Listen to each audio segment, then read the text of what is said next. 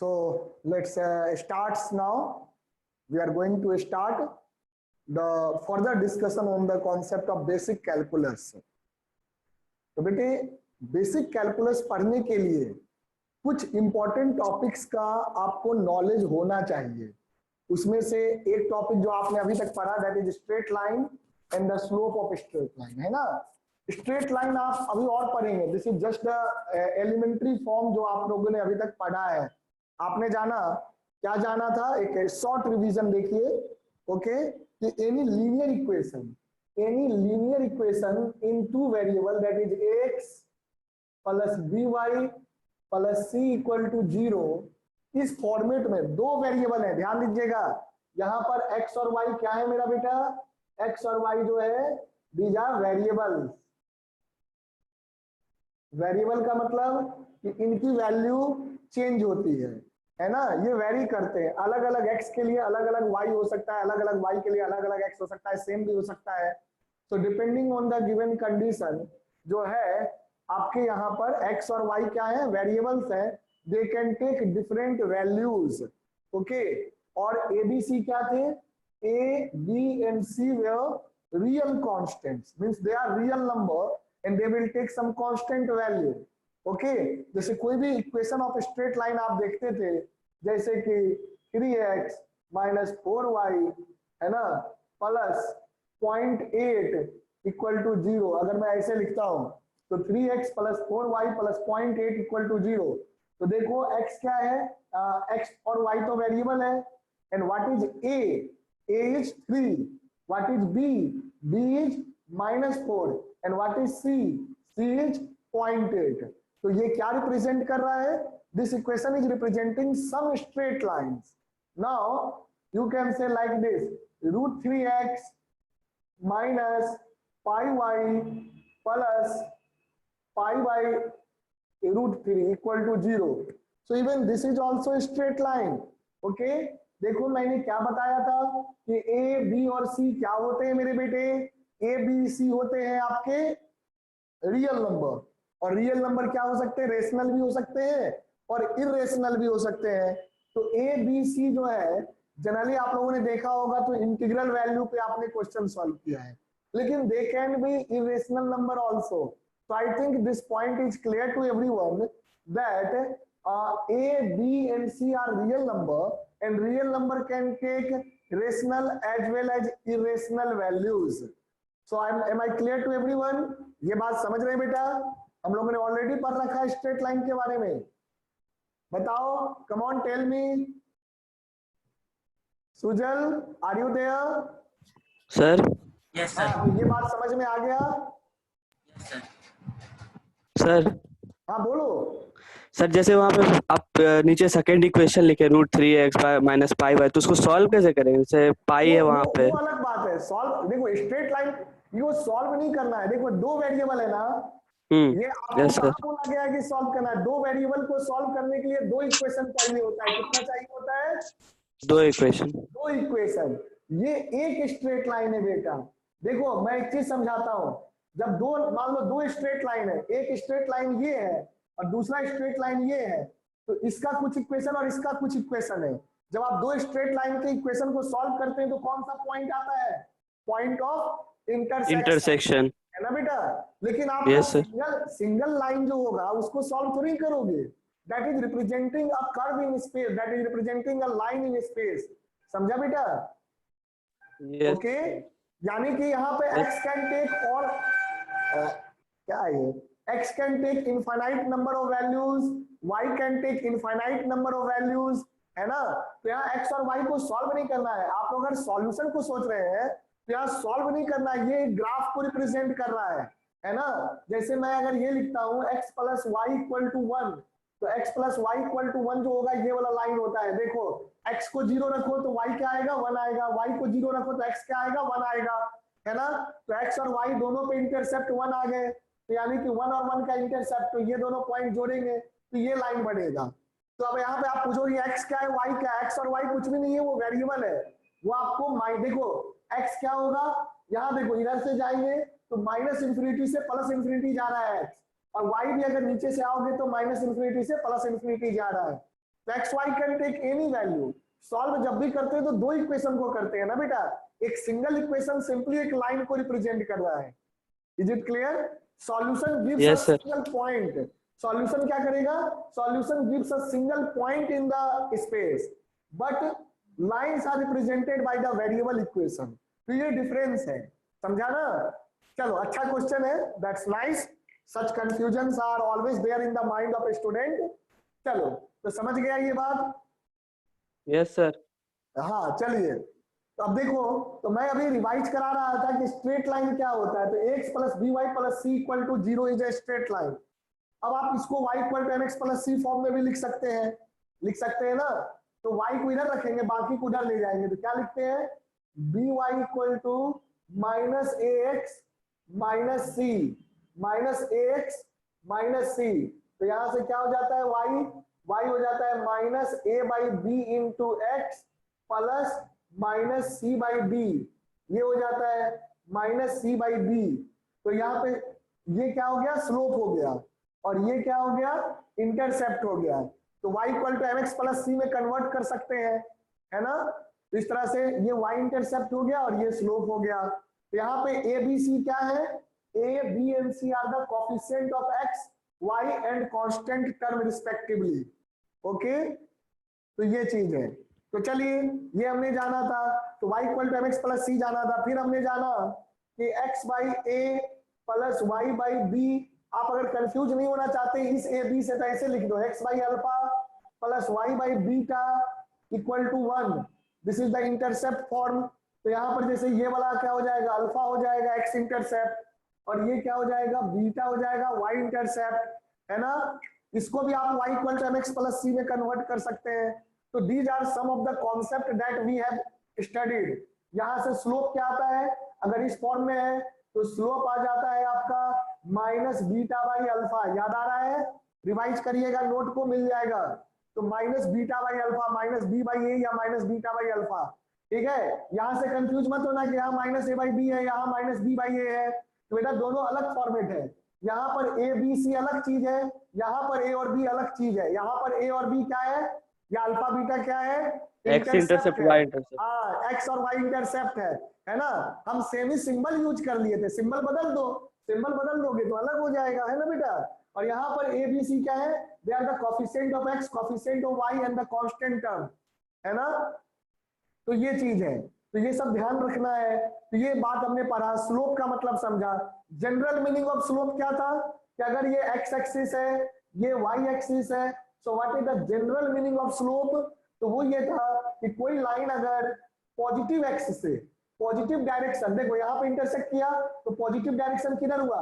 इस पॉइंट के इधर निगेटिव डायरेक्शन हो गया, और इस पॉइंट के इधर आएंगे तो पॉजिटिव डायरेक्शन ऑफ एक्स हो गया। तो पॉजिटिव डायरेक्शन से जितना एंगल बना रहा होता है, मान लो थीटा बना रहा है, तो स्लोप हो जाता है, basic definition of the slope is tan theta. और यहीं से हमने सारे फॉर्मूले निकाले थे। 2 पॉइंट वाला फॉर्मूला निकाला था कि slope equal to y2 minus y1 by x2 minus x1। तो देखो मेरा बेटा, जब आप कोऑर्डिनेट ज्योमेट्री पढ़ेंगे तो ये सारी चीजें वहां आएंगी और बहुत कुछ आएगा, है ना? बट ये बेसिक कैलकुलस के लिए जितना स्ट्रेट लाइन हमें जरूरी था वो हम लोगों ने पढ़ लिया और उसको रिवाइज भी कर लिया। So I think up to this much concept is clear to all of you. Okay, है ना बेटा? यहां तक का कॉन्सेप्ट क्लियर है सभी को? हाँ सर। बहुत अच्छी बात। ओके, कोई क्वेरी हो तो जरूर पूछ सकते हो। अब आगे बढ़ते हैं।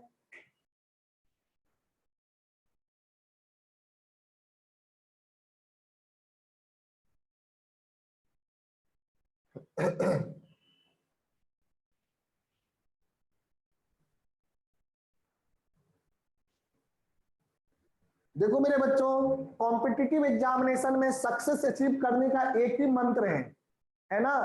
एक ही मंत्र है। उस मंत्र के 2 स्टेटमेंट है, मतलब 2 पार्ट है। पहला पार्ट है कि पढ़ाई करके खूब रिवीजन करो, पढ़ाई करो और रिवीजन खूब करो, है ना? पढ़ाई खूब नहीं, रिवीजन खूब करो। समझ रहे हो? पढ़ाई तो चलता रहेगा, रेगुलर चलता रहेगा, लेकिन रिवीजन खूब करना होता है, बहुत ज्यादा रिवीजन करना होता है। क्योंकि आप जितना बार बार रिवाइज करेंगे ना, आपके कॉन्सेप्ट क्लियर भी होते जाएंगे और दिमाग में फिट भी होते जाएंगे। समझ रहे हैं? ओके, आपके दिमाग में फिट भी हो जाएगा, आप बिल्कुल मेरी तरह एकदम फ्लुएंटली चीजों को समझा सकेंगे लोगों को। और तब आप अगर आप मेरी तरह समझा सकेंगे तो you can get the top 10 rank in IIT JEE। Okay बेटा, तो वो चीज आप ध्यान में रखिएगा कि पहला तो क्या है कि पढ़ाई तो चल रहा है पर रिवीजन कभी भी छूटना नहीं चाहिए। This is the first part. And second part क्या है, टेस्ट खूब दो, बहुत सारे टेस्ट दो, है ना। Give as much test as possible, that is my duty, I will take the test. Okay, तो जितने हो सकते हैं टेस्ट दो, है ना, तो बहुत सारे टेस्ट दो आप। तो टेस्ट से क्या होता है, सिर्फ टेस्ट देना नहीं है ना। ये तो 2 पॉइंट हो गए, पढ़ाई करो और खूब रिवीजन करो और टेस्ट दो, ये हो गया मंत्र। मंत्र क्या है, पढ़ाई करके खूब रिवीजन करो और टेस्ट भी बहुत सारे दो। दिस इज द सक्सेस मंत्र फॉर कॉम्पिटिटिव एग्जामिनेशन। लेकिन टेस्ट देने से मतलब ये नहीं कि सिर्फ हम टेस्ट देते जाएं और उसको हम समझे ही ना, है ना। टेस्ट देना है, जो भी नंबर आए, कभी अच्छा नंबर आ सकता है, कभी थोड़ा एवरेज नंबर आ सकता है, कभी खराब नंबर भी आ सकता है, तो उससे कभी भी डिमोटिवेट नहीं होना है। क्या करना है, हमारे जहां भी हमने टेस्ट में गलतियां की है ना, इसका साफ मतलब है कि वो पॉइंट हमें अच्छे से नहीं आता है, तो हम उसको सीखेंगे, है ना, उसको लर्न करेंगे, रिवाइज करके उस कॉन्सेप्ट को ज्यादा क्लियर करेंगे और ज्यादा नंबर ऑफ क्वेश्चंस प्रैक्टिस करेंगे। समझ रहे हो? So this is the way. बस इतना ही काम करना है टॉप रैंक अचीव करने के लिए। If you can do that, definitely you can achieve the top ranks. तो ये बात आप याद रखिएगा। ओके, और हम इसी कॉन्सेप्ट पे, इसी मंत्र पे पूरा 2 साल पढ़ाई करेंगे। ओके, बिल्कुल डेविएट नहीं होना है इससे। आगे बढ़ते हैं। देखो, तो अब हम लोग जो है यहां पर जानने जा रहे हैं, ऑल्दो जो मैं अभी बताने जा रहा हूं उसका चैप्टर आएगा, फंक्शन का चैप्टर आएगा। Function is a chapter in mathematics, है ना। बेसिक कैलकुलस खत्म होते ही मैं सिक्वेंशियली मैथमेटिक्स शुरू कर दूंगा। तो सबसे पहले आप लोगों को पढ़ाऊंगा सेट थ्योरी, फिर पढ़ाऊंगा फंक्शन, और ये 2 चैप्टर होने के बाद पढ़ाऊंगा ट्राइगोनोमेट्री। ओके, तो जो मैं फंक्शन का कॉन्सेप्ट यहाँ पे बताने जा रहा हूँ बिल्कुल हल्का सा बताऊंगा, और उसके बाद हम डिफरेंशिएशन और इंटीग्रेशन का क्या मतलब होता है इसको हम अगले 1 से 2 वीक में, मतलब नेक्स्ट वीक तक कंप्लीट कर लेंगे, ताकि आपको मीनिंग समझ में आए और आप कहीं भी फिजिक्स केमिस्ट्री में फंसे नहीं। ओके बेटा, and that is the importance of basic calculus, that's why we are studying. तो देखिए, हम लोग अभी जानने जा रहे हैं what is function. What is function? Function के बारे में मैं आपको बिल्कुल सिंपल शब्दों में अभी समझाऊंगा, है ना, बिल्कुल सिंपलेस्ट टर्म में। ना मैं सेट की बात करूंगा, ना मैं रिलेशन की बात करूंगा, मैं डायरेक्ट फंक्शन की बात कर रहा हूं। बिल्कुल सिंपल शब्दों में आपको समझा रहा हूं जितना आपको काम होता है। तो जानना मेरे बच्चे, फंक्शन के लिए सबसे पहले मैं यहाँ पे 2 चीजें लिखूंगा। एक इंडिपेंडेंट वेरिएबल, इंडिपेंडेंट वेरिएबल। तो इंडिपेंडेंट वेरिएबल आप किसको लेते हैं, मान लो एक्स को ले रहे हैं, और dependent variable, dependent variable, dependent variable आप ले रहे हैं वाई को। ओके, तो एक वेरिएबल आपने कहा इंडिपेंडेंट है, दूसरा डिपेंडेंट है ना। ये आप सिलेक्ट कर सकते हैं किसको इंडिपेंडेंट मानना है, किसको डिपेंडेंट मानना है। बट यहां पर मैं आपको जो है, जो लेकर के समझा रहा हूं उसी के अकॉर्डिंग आगे बढ़िएगा। कि एक वेरिएबल है जिसका नाम हमने दिया इंडिपेंडेंट वेरिएबल, और कहा कि एक्स जो है बेटे वो इंडिपेंडेंट वेरिएबल है, और दूसरे वेरिएबल का मैंने नाम दिया है, दूसरे वेरिएबल का मैंने नाम दिया है आपको y। और मैं ये बता रहा हूं ये जो y है वो कैसा वेरिएबल है, this y is a dependent variable. समझा मेरा बेटा? x is independent variable and y is dependent variable, है ना। अब मैं एक एग्जांपल देता हूं यहां पर, देखो, जैसे कि y equal to x square दिख रहा है, y equal to x square. तो अगर y equal to x square है तो यहां पर आपका x क्या है, x is your independent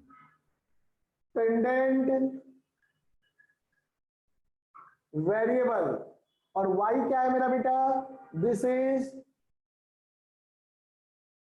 dependent variable, कहने का मतलब है कि मैं x की वैल्यू को अपनी मर्जी से कुछ भी रख सकता हूं। तो यदि आप x की कुछ भी वैल्यू रखेंगे तो x को रखने पे आपका क्या आएगा, y का कुछ वैल्यू आएगा। So we can say that y depends on x। Okay, in inverse में आप ऐसा भी कह सकते हैं कि y also depends on x, so x also depends on y। But हम यहाँ पर हमारी चॉइस होती है, प्रॉब्लम सॉल्वर की चॉइस होती है, या क्वेश्चन में गिवन होता है, क्वेश्चन के स्टेटमेंट से हम समझ सकते हैं कि किसको इंडिपेंडेंट वेरिएबल कंसीडर करना है, किसको डिपेंडेंट वेरिएबल कंसीडर करना है। ओके, है ना। ये जो फंक्शन चैप्टर है ये भी बहुत ही जनरल चैप्टर है। आपको मैथमेटिक्स में फंक्शन के बारे में आप लंबे समय तक पढ़ेंगे। ओके, फिलहाल जो हम पढ़ा रहे हैं वो बिल्कुल बेसिक कैलकुलस के लिए मैं थोड़ा सा इंट्रो दे रहा हूं। ओके, मैं आज की क्लास में ही फंक्शन के कॉन्सेप्ट को आपको समझा के खत्म कर दूंगा, और जब आप एक्चुअली फंक्शन पढ़ेंगे ना तो 2 वीक से 3 वीक पढ़ेंगे क्लास 11 में, उसी तरह से 2 से 3 वीक आप पढ़ेंगे क्लास 12 में। तो सोच लो लगभग 1.5 महीने का कोर्स है फंक्शन। ओके, और आज मैं उसको सिर्फ 1 दिन में बता रहा हूं, मींस मैं सिर्फ इंट्रोडक्शन की बात कर रहा हूं बेटा। Okay, because we need this introduction in order to understand the basic concept of calculus.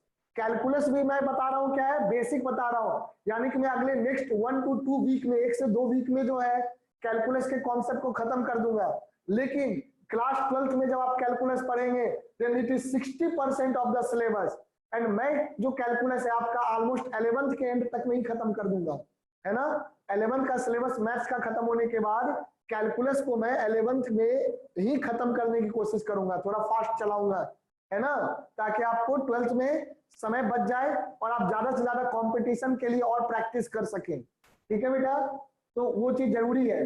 तो यहाँ पर हमें बेसिक लेवल पे ही सब कुछ जानना है। ओके, तो अभी अगले 2 हफ्ते तक सिर्फ बेसिक मैथमेटिक्स चलेगा, फिर आपका 11th क्लास का मेन पार्ट शुरू होगा 1 by 1 chapter by chapter in mathematics. तो चलिए अब हम लोग इसको जानते हैं कि y equal to x square.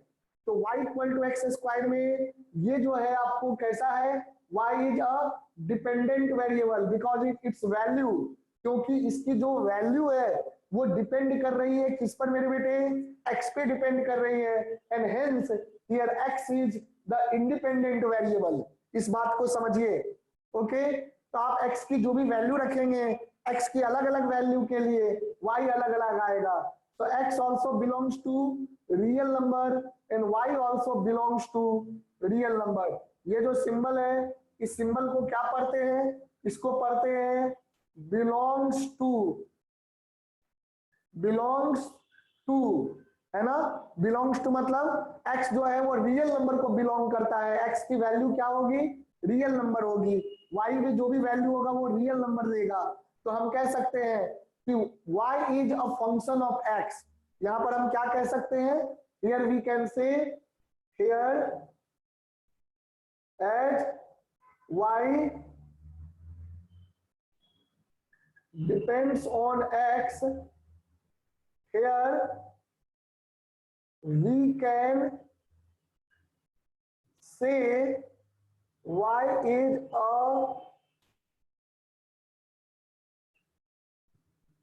function of x। Okay, y is a function of x। मैं यहाँ स्टार मार्क लगा रहा हूं।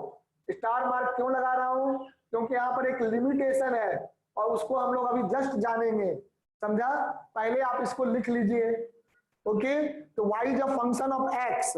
तो y is a function of x को आप कैसे रिप्रेजेंट करते हैं, y is a function of x, y is a function of x is represented by कैसे रिप्रेजेंट करते हैं बेटा, y equal to fx, y equal to fx। तो y इक्वल टू fx, तो y को क्या कहेंगे, fx। fx मतलब y लिखो fx लिखो, दोनों एक चीज है, both are same, same meaning हुआ। आप चाहे fx लिखिए या आप y लिखिए, सेम सेम चीज है। यानी कि y x का फंक्शन है, इसको बताने के लिए हम y को fx भी लिखते हैं। तो यहाँ क्या हो जाएगा, यहाँ क्या था, y equal to x square है ना, तो अगर यहाँ y equal to x square है इसका मतलब क्या हुआ, f x equal to x square, यानी कि मैं यहाँ क्या लिख सकता हूँ, y equal to F x. And कैसा फंक्शन है ये x का, x पे कैसे डिपेंड करता है ये y, it is square of x। How does it depend, it is square of x। Is it clear, समझा इसको, कुछ गया दिमाग में बेटे, कम ऑन टेल मी, बताओ बच्चों,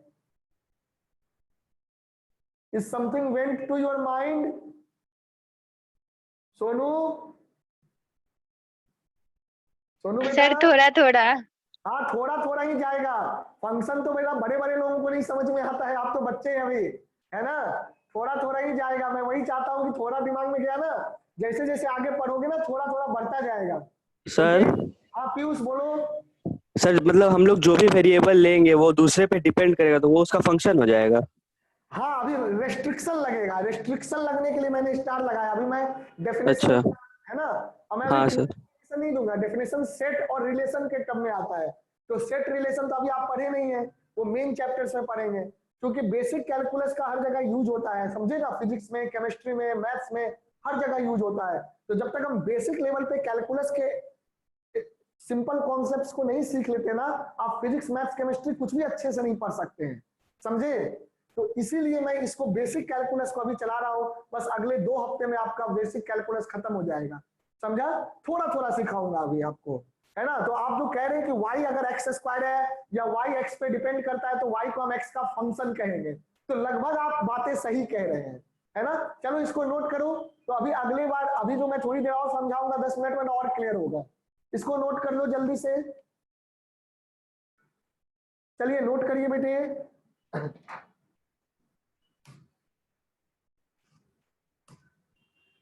आपको बिल्कुल बोर्ड की ओर देखना है ना, नई नई चीजें आप पढ़ रहे हैं तो आपको समझने की कोशिश करनी है, समझे।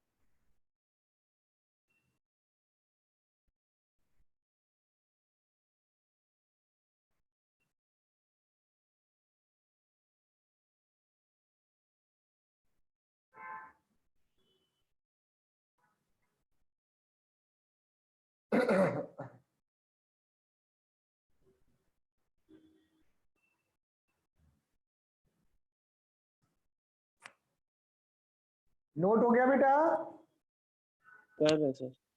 हाँ कर लीजिए इसको।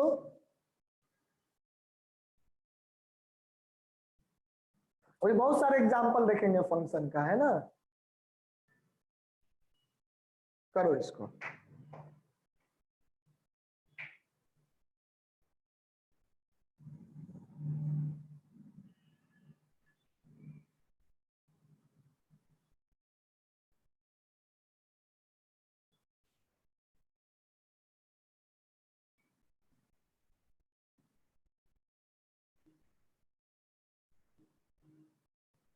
मई तक में हम जो भी पढ़ेंगे ना मैथ्स में वो दोबारा से आएगा, okay, that will come again and again in detail in every chapter, है ना। जो भी चीज हम पढ़ेंगे उन सब पे एक एक चैप्टर होगा, तो इसीलिए आपको बिल्कुल बेसिक एलिमेंट्री लेवल पे ही समझना है, एंड आई होप कि एलिमेंट्री लेवल पे भी आपको काफी अच्छी चीजें समझ में आ जाएंगी, सो उस पर ध्यान दीजिएगा। But you can not become the master right now, okay, जब आप 1 बाय 1 चैप्टर पढ़ेंगे then you will become the master of that chapter, so you should keep that point in mind.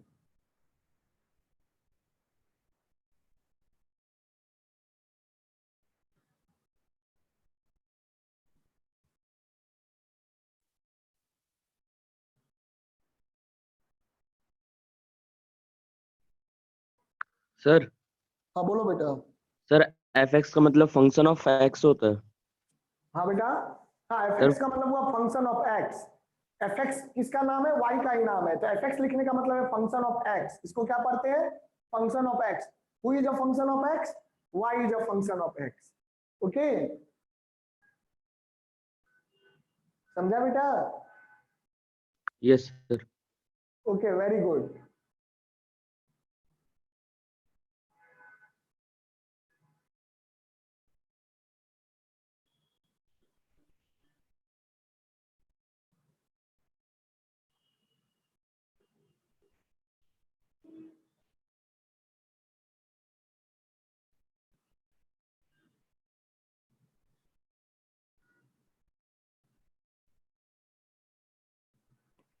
समझ गया बेटा? Noted down, yes noted sir. Down.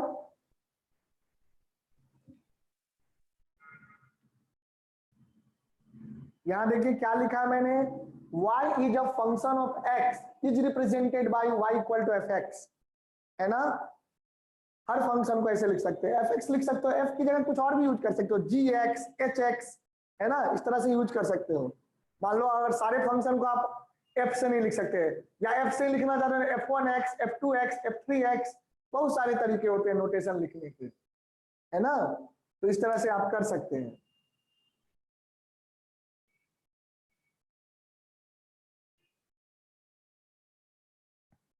So is it done now?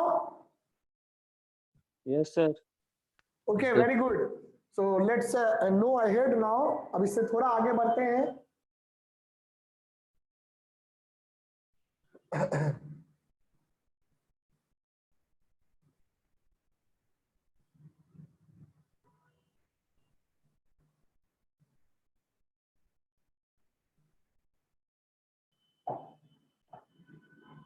देखो, मैं x और Y के term में ही function को define करूंगा, है ना? ओके, जब आगे आप पढ़ेंगे तो आप देखेंगे बिल्कुल नए तरीके से हम फंक्शन को डिफाइन करेंगे, लेकिन यहाँ पे बच्चों की तरह बिल्कुल जो बेसिक लेवल पे समझाया जाता है उस तरह से मैं समझा रहा हूँ आप लोगों को कि एक्स और वाई के टर्म में हमारे पास एक्स हमने क्या माना था, x was the independent variable and y means f x was the dependent variable. तो कब फंक्शन कहलाएगा, y और x के सभी रिलेशन को हम फंक्शन नहीं कह सकते बेटा, समझ रहा है मेरी बात को? y और x के सारे रिलेशन को हम फंक्शन नहीं कह सकते। यानी कि मैं अगर लिखूं कि y square equal to x, y square equal to x is not a function of x, है ना? क्यों नहीं होता है, अभी थोड़ी देर में आपको समझ में आ जाएगा। But y equal to x square is a function, even y equal to root x is a function.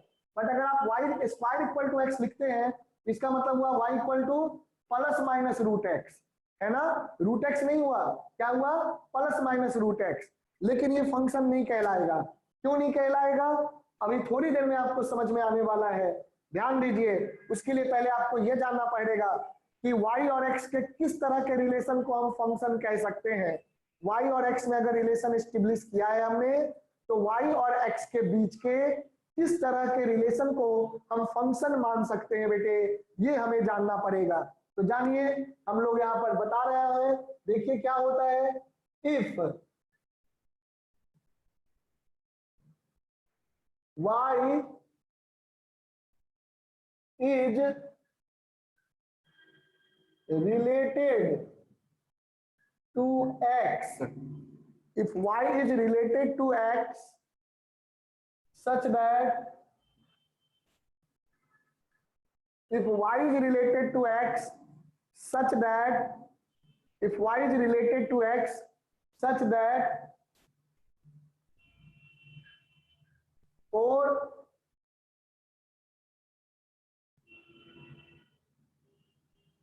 each x, for each x there is a unique, unique का मतलब क्या होता है, one and only one, one and only one. If y is related to x such that for each x there is a unique, unique means one and only one, one and only one। Unique का मतलब क्या होता है, one and only one. Unique का हो तो मतलब सिर्फ एक, है ना? Okay, so if y is related to x such that for each x there is a unique means one and only one value of y, then y is said to be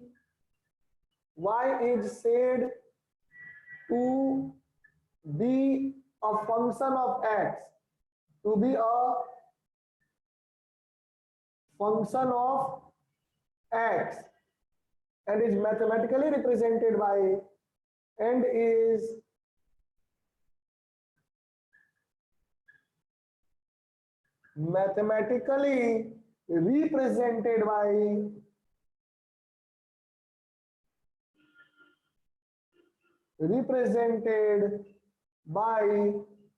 y equal to fx। अब fx की जो value होगी वो तो question में define होगा, है ना बेटा। तो ये फंक्शन का बेसिक डेफिनेशन हुआ। चलो मेरे बच्चों पहले इसको लिख लो फिर मैं एक एक करके समझाता हूं कि क्या मतलब है इसका। ओके, इस पूरे स्टेटमेंट का मैं मीनिंग समझाऊंगा। Come on you all, first of all right this definition, जल्दी से लिखो मेरे बेटे। कम ऑन बोलो।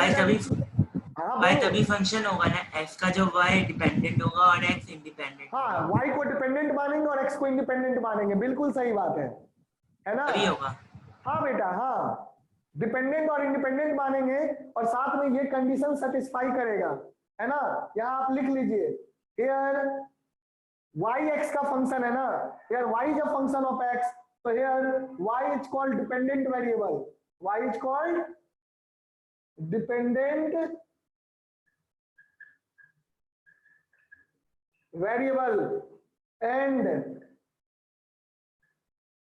आज आप सब कुछ नया नया पढ़ेंगे, है ना, जो पहले कभी नहीं पढ़ा है, इसलिए अटेंटिव रहना बच्चा। And x is called independent variable, independent variable. Okay, आज बिल्कुल नई नई बातें आप पढ़ेंगे, बट आपको सारी चीजें समझ में आएंगी। बट आपको क्या करना है, सारी चीजें समझ में आएंगी, सिर्फ आपको इधर फोकस करना है, बोर्ड की ओर फोकस करना है और मेरी बातों को ध्यान से सुनना है। और कहीं पे कोई दिमाग में क्वेश्चन राइज हो तो डोंट हेजिटेट, पूछो उस क्वेश्चन को, श्योरली पूछो, है ना। अभी के लेवल पे आप जिस तरह से समझ सकते हैं वो मैं समझा दूंगा। ओके बेटे, तो don't hesitate to ask the question. Wait नहीं करना है कि आगे जब दोबारा पढ़ाया जाएगा तब हम इसमें पूछेंगे। अभी जो डाउट आ रहा है उसको अभी पूछो, तब आएगा तो तब देखेंगे। ओके, तो उसमें आप कोई भी तरह का जो है कंजूसी नहीं करना क्वेश्चन पूछने में, always ready to ask the question.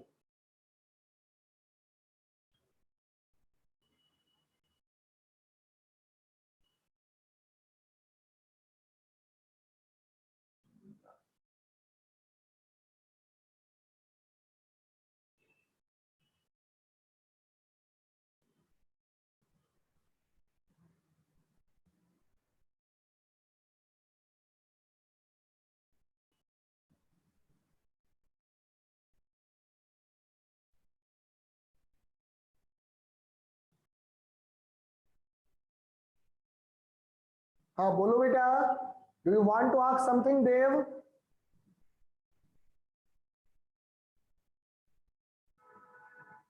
Sir वो गलती से हो गई। अच्छा कोई बात नहीं, कंटिन्यू। लिख लिया बच्चे, definition has been written. Yes sir. Yes sir. हाँ, एक बार रीड आउट कर लीजिए, कम ऑन, एक बार रीड आउट कर लीजिए इसको आप लोग, डेफिनेशन को क्या कह रहा है।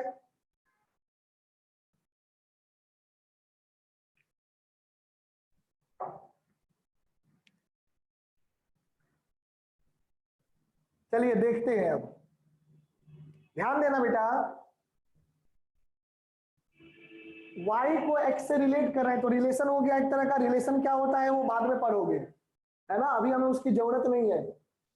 Related to x such that, अब यहां से देखो, such that for each x, क्या कह रहा, फॉर ईच x। ईच का मतलब क्या होता है, ईच का मतलब होता है सभी एक्स को लेना, एक्स की जितनी वैल्यू हो सकती है सबको कंसीडर करना है, कोई छूटना नहीं चाहिए। एक्स का एक भी ऐसा क्या कह रहा है, for each X there is a unique, unique मतलब one and only one value of Y, यानी कि हर एक एक्स के लिए एक भी ऐसा एक्स नहीं होगा जो वाई से रिलेटेड नहीं होगा, एक भी ऐसा एक्स का वैल्यू नहीं होना चाहिए जो वाई से रिलेटेड ना हो। पहला कंडीशन ये आ गया। दूसरा कंडीशन क्या आ रहा है मेरे बच्चे, दूसरा कंडीशन ये आ रहा है कि x के ईच वैल्यू के लिए there will be a unique value of y, यानी यूनिक मतलब वन एंड ओनली वन, एक से ज्यादा नहीं हो सकता है ना। x अगर हम रखेंगे तो y की एक से ज्यादा वैल्यू नहीं आनी चाहिए।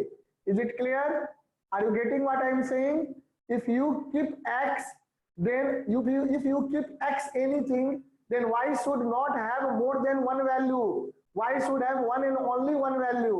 वही कह रहा है one and only one value of y, है ना। किसी भी x के लिए y की कितनी वैल्यू होनी चाहिए, one and only one value of y होना चाहिए। यदि ये कंडीशन सेटिस्फाई हो रहा है then y will be called a function of x। Again I am repeating, ध्यान से समझो, एग्जांपल के थ्रू फिर समझोगे, पहले इस स्टेटमेंट पे फोकस करिए। फॉर ईच एक्स, यानी कि x की अगर मैं कोई भी वैल्यू कंसीडर करूं तो किसी भी एक पार्टिकुलर x की वैल्यू के लिए y की कितनी वैल्यू होनी चाहिए, बोलो y की कितनी वैल्यू होनी चाहिए, यूनिक वैल्यू, ओनली एक, one one value, and only one. है ना। y एक से ज्यादा नहीं होना चाहिए किसी भी x के लिए, है ना बेटा। चलो अब देखते हैं, मैं दो एग्जांपल ले रहा हूं। पहला एग्जांपल मैं ले रहा हूं मेरे बेटे, यहां पर y equal to x square, and दूसरा एग्जांपल, इसको पहले देखते हैं। चलो पहले एक एग्जांपल को देख लें। तो इस एग्जांपल को देखिएगा, तो y equal to x square दिया ना बेटा, तो y equal to x square का मतलब क्या हो गया कि अगर मैं देखूं तो y x से रिलेटेड है, तो let me keep the value of x। मान लीजिए क्या x belongs to real number and y also belongs to real number, तो मैं कोई रियल वैल्यू रखता हूं। चलो मैं क्या करता हूं, मैं x को रखता हूं लेट x इक्वल टू 1, तो अगर मैं x को 1 रखूंगा तो y कितना आएगा बताओ, 1 आएगा। तो this implies y equal to 1 आया, यानी कि अगर मैंने x को 1 रखा तो y की कितनी वैल्यू आई, 1, एक वैल्यू आई, 1 वैल्यू आई, बिल्कुल सही है ना। y की जो कितनी नंबर ऑफ बोलना है, एक वैल्यू, दो वैल्यू, तीन वैल्यू, तो सिर्फ एक ही value I and that value is 1। अच्छा मैं x को रख रहा हूं -1, अगर मैं x को -1 रखूंगा तो बेटा y क्या आएगा, 1 आएगा, है ना। ओके सॉरी 1 आएगा, यानी कि जब x -1 मैंने रखा तो y की कितनी वैल्यू आई, यूनिक वैल्यू आई। बिल्कुल सही बात बोला आपने, पकड़ लिया आपने, है ना। ऐसे ही पकड़ना है, यूनिक मतलब सिर्फ एक वैल्यू आई, यानी कि 1 आया। उसी तरह से देखो x को कुछ भी रखो, x को आप रख दो 1.5, 1.5 इज ऑल्सो रियल नंबर, तो 1.5 है तो y क्या हो जाएगा बताओ जल्दी, 1.5 है तो y क्या होगा, 1, कैसे 1 हो जाएगा, x को 1.5 रखो, y कितना होगा 22.5, 2.25। ठीक है बिल्कुल सही, 22 नहीं बेटा 2.25, आपने कैलकुलेशन सही किया। 15 हो रहा है ना, 15 का स्क्वायर होगा तो 2 डेसिमल हो जाएगा ना, देखो क्या होगा, हाँ बिल्कुल 1.5 इंटू 1.5, तो कितने डेसिमल हो गए, 1 और 2 प्लेस ऑफ डेसिमल, 2.25, 225 दो पे डेसिमल लगेगा 2.25। ओके तो कितनी वैल्यू आई, यूनिक वैल्यू आई ना। आप x को -1.5 रख दो, -1.5 रख दो, तो -1.5 भी रखोगे तो y कितना आएगा 2.25, 2.25, है ना, स्क्वायर हो गया। तो जब आपका x -1.5 था तो y की कितनी वैल्यू आई, यूनिक वैल्यू यूनिक वैल्यू आई, मतलब हर एक x के लिए। देखो y के लिए दो y के, एक y के लिए 2x हो सकता है, कोई दिक्कत नहीं है, ऐसा नहीं कह रहा है कि for each y there should be unique x, ऐसा नहीं मैं कह रहा है। क्या कह रहा है, for each x there should be unique value of y, for each x, x means independent variable, for each independent variable, there should be a unique value of the dependent variable. ये दिमाग में गया, there should be a unique value of the dependent variable, that is y की unique value होनी चाहिए। तो जब बेटे आपने x को 1 रखा तो y 1 आया, एक ही y आया। जब आपने x को -1 रखा तब भी एक ही y आया। जब आपने x को 1.5 रखा तब भी एक सिंगल y की वैल्यू आई। जब आपने -1.5 रखा तब भी सिंगल y की वैल्यू आई। यहाँ आप कह सकते हैं कि मैं x को कुछ भी रखूंगा तो y की सिर्फ और सिर्फ एक यूनिक वैल्यू ही आएगी उस पार्टिकुलर वैल्यू ऑफ x के लिए। ये बात क्लियर हुआ? बोलो। Yes, sir. हाँ ये सर। बात क्लियर हुआ कि whatever the value of x I will keep, let us keep x equal to √3, तो √3 का स्क्वायर करेंगे तो y क्या आ जाएगा? 3 आ जाएगा। अगेन यूनिक वैल्यू, रेशनल लो या इरेशनल लो, कोई भी रियल नंबर लेंगे, अगर मैं x को रखूंगा तो y की सिर्फ और सिर्फ एक यूनिक वैल्यू ही आएगी। क्या ये बात सबको क्लियर है मेरे बेटे? Come on tell me. Yes, sir. Okay, that's nice, very good. तो अगर आप यहाँ पे देख रहे हैं तो अब रिलेट करो इस स्टेटमेंट से। If y is related to x, such that for each x, okay, for each x there is a unique means one and only one value of y. For each x there is one and only one value of y. अगर ऐसा हो रहा है हर एक x के लिए, हर एक independent variable की अलग अलग वैल्यू के लिए जो है, हर एक वैल्यू के लिए सिर्फ एक ही पार्टिकुलर y अगर आता है, कोई भी वैल्यू आप x की लेते हैं तो उस पार्टिकुलर x के लिए सिर्फ एक ही y अगर आता है ना, तो आपको क्या कहलाएगा? Such a relation between y and x will be called function. So y will be called a function of x. In that case, y is called a function of x, and we say that y is dependent variable and x is independent variable. Is this statement clear बेटा? Function का statement clear हुआ? बोलो बोलो। Yes हाँ, sir. सुजन Yes, sir. Clear है? देव yes sir. Okay, अर्पित, Yes, sir. Piyush yes sir. Okay, Sonu बेटा Yes, sir. So that's fine. सारे बच्चों को क्लियर है? मेरे सारे बच्चे ये समझ गए, बहुत अच्छी बात है। चलिए तो इसको नोट कर लिए। If you want you can note the example also for your reference. Okay, अगर आप चाहते हैं तो रेफरेंस के लिए बेटा एग्जांपल भी नोट कर लीजिए। Come on do it.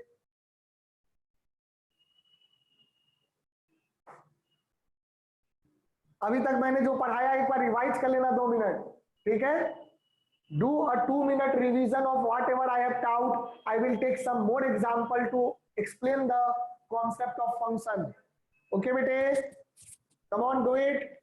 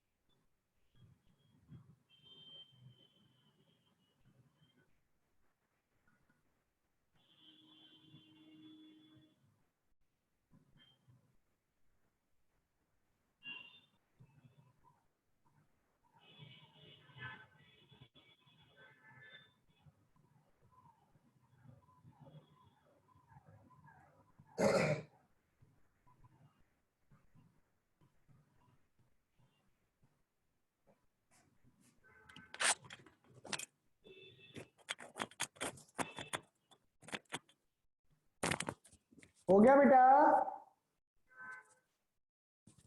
Have you done the revision?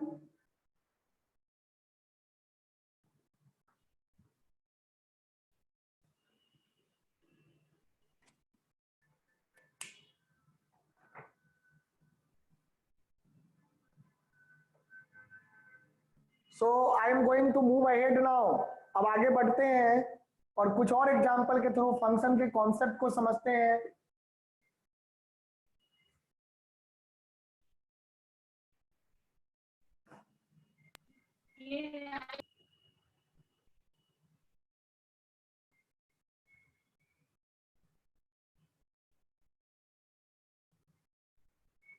अब देखो, मैंने एक बात आपको अभी क्या कहा था, उस पर ध्यान दीजिए, गौर फरमाइएगा। I said what I said, y square equal to x is not y square equal to x. Here y is not a function of x because this relation is not satisfying the definition of function. ये जो relation है function के definition को satisfy नहीं कर रहा है, इसीलिए ये रिलेशन फंक्शन के नाम से नहीं जाना जा सकता है। Okay, so do you want to see, क्या आप एक्सप्लेन कर सकते हैं बेटे? Can you try to explain why this is not a function? Come on, apply the because it will not give, so because it will not give a unique value of y, x. Unique value of y को Yes, हम sir. x का function करें तो y is dependent variable, तो Yes, sir. Dependent variable की unique value आनी चाहिए for each independent variable. Yes, sir. अगर मैं Unique यहाँ value. x को कुछ भी रखता हूँ, late x equal to 4, so when you keep x equal to 4, this implies y square equal to 4 and this implies y will be equal to plus minus root of 4, that is it will be equal to plus minus 2, यानी कि y plus 2 भी हो सकता है, minus 2 भी हो सकता है। जरा आप यहाँ y को प्लस 2 रख के देखिए, y को प्लस 2 रखेंगे तब भी x4 आएगा, y को माइनस 2 रखेंगे तब भी x4 आएगा, यानी कि x इक्वल टू 4 को पे आप क्या देखेंगे कि x इक्वल टू 4 के लिए y की दो वैल्यू है, x इक्वल टू 4 के लिए y की दो वैल्यू है, एक तो प्लस 2 है ना, एक तो आपको y इक्वल टू प्लस 2 भी है and y equal to minus 2 भी है। तो आपने क्या देखा कि सिंस क्या कहता था फंक्शन, डेफिनेशन पे नजर डालिए, definition was saying for each value of x there should be unique value of y। अगर आप यहाँ पे इंडिपेंडेंट वेरिएबल ले रहे हैं, इसको इंडिपेंडेंट वेरिएबल, ओके, x को इंडिपेंडेंट y को डिपेंडेंट मान रहे हैं, we are saying that y is a function of x, तो यहाँ पर नहीं होगा, क्यों नहीं होगा? Okay, it is not a function of x, why? So you can see कि इंडिपेंडेंट वेरिएबल के लिए डिपेंडेंट वेरिएबल की यूनिक वैल्यू आनी चाहिए, unique means one and only one value आनी चाहिए थी, लेकिन यहाँ क्या हो रहा है, यहाँ हो रहा है आप देखोगे कि एक x इक्वल टू 4 मैंने लिया तो उसके लिए y इक्वल टू प्लस 2 भी आ गया, y इक्वल टू माइनस 2 भी आ गया। आप अगर x इक्वल टू 2 लेंगे तो y आपका आ जाएगा प्लस माइनस रूट 2, यानी कि दो वैल्यू आ गया, समझ रहे हैं? तो यानी कि आप कोई भी x ले लो, whether you keep any real value of x, okay, you will get two value of y, है ना। और ऐसे भी आप x को निगेटिव नहीं रख सकते, तो वो कोई बड़ी बात नहीं है, निगेटिव नहीं रखेंगे तो चलेगा, लेकिन जो भी रखेंगे उसके लिए दो वैल्यू नहीं आनी चाहिए, ये बात समझ रहे हैं? जो भी आप रखेंगे उसके लिए दो वैल्यू या दो से एक से ज्यादा वैल्यू नहीं आनी चाहिए। वन एंड ओनली वन का क्या मतलब हुआ? ऐसा भी नहीं कि एक भी ना हो, वन तो होना ही होना है, और only one and only one का मतलब हुआ एक तो होगा और सिर्फ एक ही होगा, ये बात समझा बेटा? वन एंड ओनली वन का मतलब क्या हुआ? एक वैल्यू तो होना ही होना है और सिर्फ एक ही होना है, एक से ज्यादा भी नहीं होना है। So that is the condition, one and only one. So for each value of x, there should be one and only one value of y. Then only you can say y is a function of x. तो यहाँ पे आप देख रहे हैं कि आप कोई भी x की वैल्यू रख रहे हैं तो वहां पर y की एक से ज्यादा वैल्यू आ रही है, 2 वैल्यूज आ रही है, that's why you can say कि y square equal to x is not a function of x. Okay, y square equal to x में y is not a function of x. Is this point clear? समझा बेटा? बोलो बेटे. Yes, sir. तो हाँ note कर sir. लो, है ना. एक्सप्लेनेशन देख लीजिए, एक्सप्लेनेशन देख लीजिए. तो I think I have made it sufficiently clear कि y x का फंक्शन कब कहलाएगा. क्लियर है बेटा? तो बस वो रेस्ट्रिक्शन जहां भी अलाउड हो जाएगा, जो रेस्ट्रिक्शन लगा हुआ है उस रेस्ट्रिक्शन के अकॉर्डिंग जहां x और y में रिलेशन होगा, such relation will be called a function. इसको आप रिलेशन तो कह सकते हैं कि y is related to x, but y is not function. ये ध्यान रखिए, है ना. y is not a function, ये बात दिमाग में रखना है. क्लियर है? कॉन्सेप्ट क्लियर है? डेफिनेशन क्लियर है कि what is a function? Come on tell me, बोलो बेटे. Yes, Yes. sir. Okay, very good. चलिए अब सबको इसको नोट कर लो, प्लीज नोट डाउन दिस. इसको नोट करिए. अभी आगे बहुत इंटरेस्टिंग चीजें आने वाली हैं, है ना. फंक्शन जो है बेटा, अभी तो मैं आपको सिंपल सिंपल चीजें बता रहा हूं, बट यही आपका बेसिक चीज है. ओके, अगर ये सिंपल चीजें आप समझ गए तो फंक्शन आपको इजी लगेगा और इंटरेस्टिंग लगेगा. इससे ज्यादा इंटरेस्टिंग मैथ्स में कोई चैप्टर नहीं है. ओके, और अगर ना समझ में आए तो इससे ज्यादा डिफिकल्ट और बोरिंग चैप्टर भी कोई नहीं है मैथ्स में, है ना. जब समझ में नहीं आता है तो चैप्टर ऐसे भी बोरिंग हो जाता है बेटे, है ना. और कोई चैप्टर यहाँ पर जैसे function, of course this is difficult chapter. Function is a difficult chapter when we will go into the detailed study of function. और बेसिक अगर आपका क्लियर है तो आपको फंक्शन मैं पढ़ाऊंगा और आपको डिफिकल्ट नहीं लगेगा. ओके, इसका मतलब ये नहीं है कि फंक्शन डिफिकल्ट नहीं है. Function is a difficult chapter. Okay, even many teachers fear to teach function. They don't understand how can I explain it to the student. Okay, ये प्रॉब्लम आती है. जो आपके बड़े भाई बहन 12th क्लास में हो, मैथ्स वाले होंगे, पूछना 11th में टीचर की कैसी हालत हुई होगी फंक्शन पढ़ाते समय, अब बच्चों की क्या हालत थी.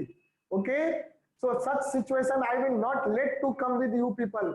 Okay, we will enjoy this chapter when it will come in detail. ठीक है बेटे, you can just ask your brother and sisters. Okay, and definitely you will get the answer that really it is a difficult chapter. And today in 12th class I am teaching function. Even today is the maths class. Okay, and I am teaching function, but you cannot attend that class because the level will be very high. Okay, and your brother and sisters are understanding that. Okay, so you can ask what happens to them in 11th class when they were studying the function. Surely you should ask that. Okay, you should say that my teacher has said, please ask them that what was the condition when they were studying the function and how much they understood it. Okay, you will definitely get the answer, proper answer.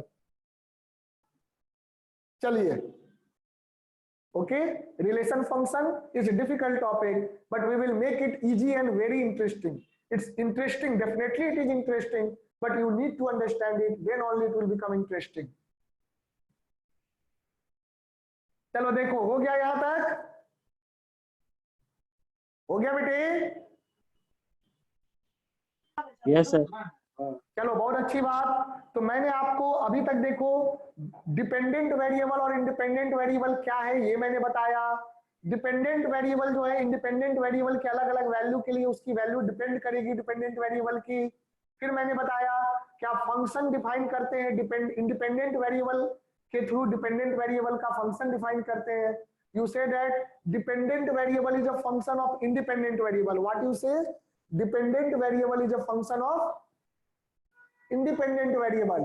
तो यहां पर जैसे आप कह सकते हैं कि y is a function of x, तो उसके लिए कंडीशन क्या था कि for each x there should be one and only one, that is unique value of y.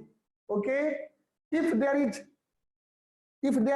such a relation between y and x कि for each x there is not unique value of y, for each x there is not the unique value of y, तो उस case में आप उस relation को function नहीं कहेंगे। जैसे मैंने आपको एग्जांपल दिया y square equal to x अगर है तो here y is not a function of x, क्योंकि एक पर्टिकुलर x के लिए y की 2 वैल्यू आ रही है और फंक्शन तब कहलाएगा जब ओनली 1 वैल्यू आएगा, 1 एंड ओनली 1 वैल्यू आएगा। समझा बेटा? तो चलो ये बात आप समझ गए। अब मैं यहाँ पर 2 नए टर्म लूंगा, इजी है, ध्यान दीजिएगा।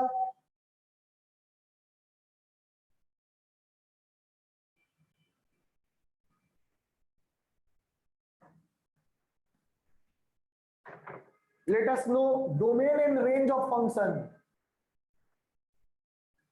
Domain and range of function। देखो बाबू 2 टर्म है यहाँ पर, डोमेन और रेंज, है ना। 11th में भी मैथ्स में पढ़ते हैं, 12th में भी पढ़ते हैं। अब बेसिक कैलकुलस से पहले जो मैं फंक्शन पढ़ा रहा हूं वहां पे आपको इंट्रोड्यूस कर रहा हूं। ओके, देखिए क्या होता है डोमेन, क्या होता है रेंज। मैं बिल्कुल साधारण शब्दों में आपको समझा रहा हूं। Okay, simplest of the simplest word में आपको समझा दूंगा। देखो इधर मैं कह रहा हूं यहां पर कि if y is a function of x, अगर y x का फंक्शन है ना, that is y equal to, क्या कह रहा हूं मैं, y equal to F X. अगर y अगर आपका x का फंक्शन है ना, if y is a function of x that is y equal to F X, then ध्यान से अब देखना, देन मैं डिफाइन कर रहा हूं डोमेन क्या हो जाएगा। ओके, एग्जांपल लूंगा तो और क्लियर होगा, पहले डेफिनेशन समझ लीजिए। डोमेन क्या होगा, all those values of x, all ऐसे लिखो, the set of, the set. Set क्या होता है, सेट मींस कलेक्शन, यानी कि जो भी सारे वैल्यूज होंगे उन सभी वैल्यू का कलेक्शन की बात कर रहे हैं। Okay, so very soon we will study about the set. After this basic calculus, the first chapter will be set, the set of all those values of x for which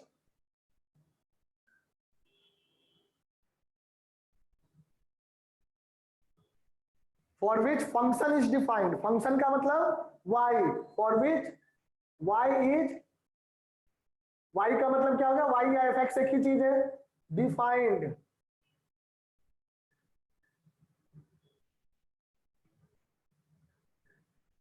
y is defined, y is defined means function is defined। defined कब कहेंगे, that is y takes the real values,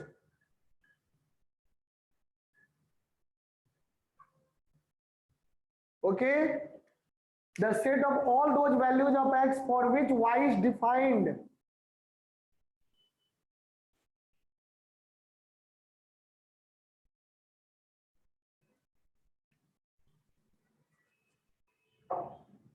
y is defined, it's called domain. ध्यान से समझो, real का मतलब यहाँ पे जरूरी नहीं कि रियल ही हो। अब मैं फंक्शन जिसमें डिफाइन करूंगा वो होगा। अगर मैं रियल नंबर से रियल नंबर फंक्शन डिफाइन कर रहा हूं तो रियल होगा, इंटीजर टू इंटीजर करूंगा तो इंटीजर होगा, rational number two rational number function define करेंगे तो रेशनल होगा, है ना बेटे। तो जनरली हम रियल नंबर के फंक्शन की बात करते हैं, इसलिए मैं यहाँ पर रियल नंबर की बात कर रहा हूँ। Do you understand the real number, minus infinity to infinity, the collection of all the rational and irrational number. Okay, तो वो आपका रियल नंबर हो जाएगा। तो the set of all those values of x for which function is defined, that is y takes the real values, is called domain. Okay, अब दूसरे number पे क्या हो जाएगा, रेंज की बात कर लो बेटा। देखो बहुत ही आसान है, समझो इसको। देखो बेटा, जब आप x की वैल्यू रखोगे जब आप x की वैल्यू रखते हो तो y की कुछ वैल्यू आती है ना, आती है ना y की वैल्यू, बोलो। Yes, sir. Yes sir. जब आप x रखते हैं तो y की कुछ वैल्यू आती है। तो आप जब जैसे जिनके लिए भी जो डोमेन हुआ ना, x के जितनी भी वैल्यूज है आप उन सबको रखते जाइए फंक्शन में y इक्वल टू fx में। जब आप रखते जाएंगे x की वैल्यू को तो y की अलग अलग वैल्यूज आएगी। तो y की अलग अलग वैल्यूज का जो सेट होता है that will be called range. तो आप क्या कह सकते हैं, the set of all the values of x, है ना, the set of all that values which are taken by x, sorry, which are taken by y, है ना, for those values of x for which function is defined are called range। तो y के y जितने values लेगा उसको क्या कहेंगे, the set of all the values of y will be called range। तो यहाँ क्या हो जाएगा रेंज में। ओके अभी एग्जांपल से बहुत क्लियर हो जाएगा आपको, पहले लिख लो definition, the set of all the values of y, y मतलब डिपेंडेंट वेरिएबल, y यानी कि डिपेंडेंट वेरिएबल के वैल्यूज का जो सेट होगा, the set of all the values of y, the set of all the values of y, ध्यान से देखना, the set of all the values of y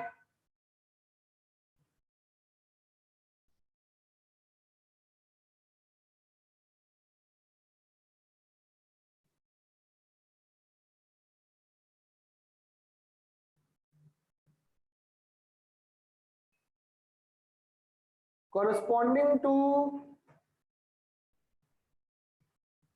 the values of x, corresponding to the values of x for which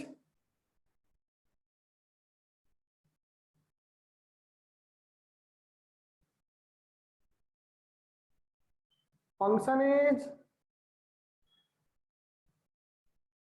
defined, the set of all the values of y corresponding to the values of x for which function is defined। ध्यान से देखना, the set of all the values of x and set of all the values of y corresponding to the values of x for which function is defined। समझा, उसके लिए क्या कहलाएगा, corresponding to the values of x for which function is defined is called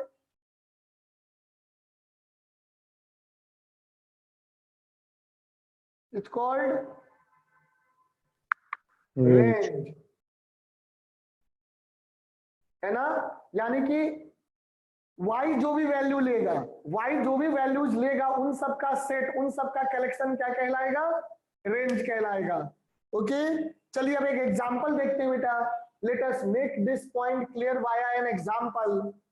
चलिए देखते हैं, let y equal to x square, y equal to x square, है ना। तो ये एक फंक्शन है, तो it is a function of x, हम लोगों ने देखा, क्योंकि क्या होगा, x की कोई भी वैल्यू रखोगे तो y का यूनिक वैल्यू आता है।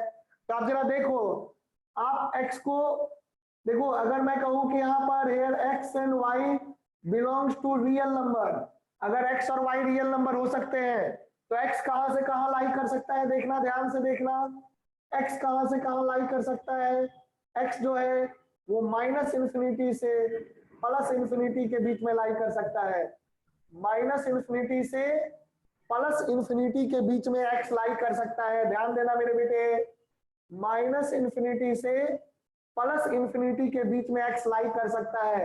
यहाँ हो गया 0, ये हो गया x इक्वल टू 0, तो मैं x की बात कर रहा हूँ, these are the values taken by x। तो x will be how much, x can take the value 0, x can take the negative value, x can take the positive value.